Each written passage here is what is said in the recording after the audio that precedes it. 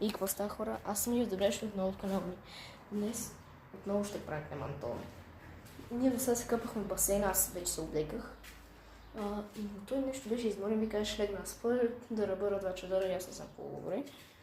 Той ето там и спи в момента. Как е се плоснал, то не може камерата дори да го фокусира. Но сега ще се питам да го събудим. Спи ли? Добре, спи го е там. Ще му фърля тази възглавница и то макарон, а за накрая, ако не се събуди, ще му фърля тази чаша с вода. Така. Свингете работи. Той ето го спи.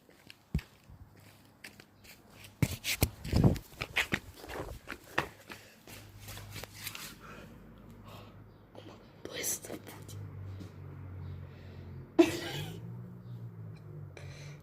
Събуди селата. Ще се опитам да зумна. Не, ето фокусира. Що си мъртва така ръката, бе? Добре. Спи. Сега взимаме тая чашка с вода. Не е много, ма се пак. И отивам да му я лисна право в лицето. Готови ли сте? 3, 2, 1. Ето лиснах му водата.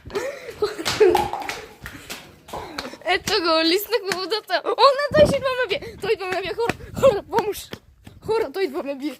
Погледнете го. Оставете лайк, абонирайте се за канала. Дано да живея. Това беше от мен. Чао.